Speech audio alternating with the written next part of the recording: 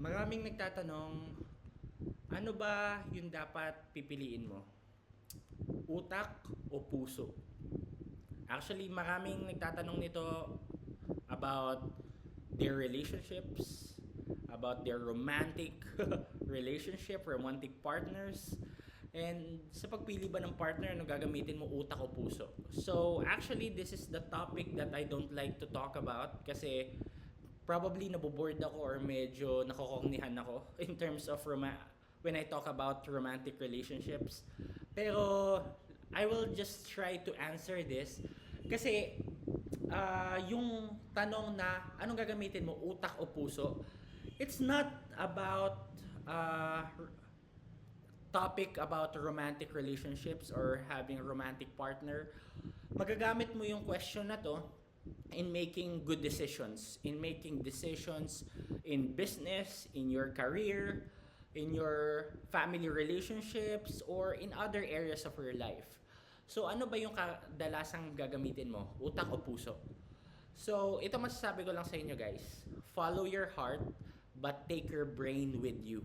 So hindi kayang ang hirap magdesisyon kung ang gagamitin mo lang ay utak or gagamitin mo lang puso. Kinakailangan mag-work together yung dalawang yan. Kasi if they don't work together, if they will have a conflict, you'll be in big trouble. Kasi lagi mong tatandaan na ang puso hindi marunong mag-isip at ang isip hindi marunong magmahal. So you needed love and you needed wisdom and knowledge at the same time. Right? Kasi napakadelikado nun kapag hindi magiging magkaibigan ng utak at puso natin. Okay?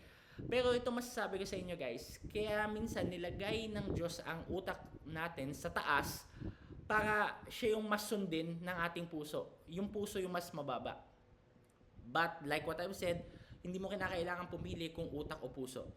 Okay? You have to follow your heart. Sige, sundan mo yung puso mo, pero lagi mong isasama yung utak mo. Kasi kapag iniwan mo yung utak mo, minsan maliligaw ka. Kasi tulad ng sabi ko, hindi marunong mag-isip ang puso natin. Okay? Minsan tumatama, pero yung pagtama ng puso natin, minsan tsamba. So gusto mo nyo ba tsamba? Or medyo organized naman?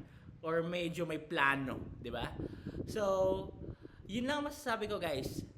Balansehin ninyo yung utak at puso. Okay? So, tulad nga ng sinasabi na minsan, huwag muna nating gisingin ng puso na natutulog or yung puso na hilaw pa. Okay? Marami kasi ngayon, minsan nagtotok ako sa mga schools, tapos minsan high school pa lang or minsan elementary pa lang. Minsan mayroon na agad girlfriend or boyfriend at a very young age. Okay? So masasabi ko lang, wag muna nating gisingin ang masyado pang immature na puso kasi minsan dun sila nagkakaproblema eh. So, yun lang guys masasabi ko. Gamitin natin ang utak, gamitin natin ang puso. At the same time, try to train it, try to grow it, try to make it mature. Okay? Para kung ano man yung papasukin nating desisyon sa buhay ay mas polished or mas tama. Okay? So, yun lang guys ang masasabi ko sa inyo. So, use your brain and use your heart.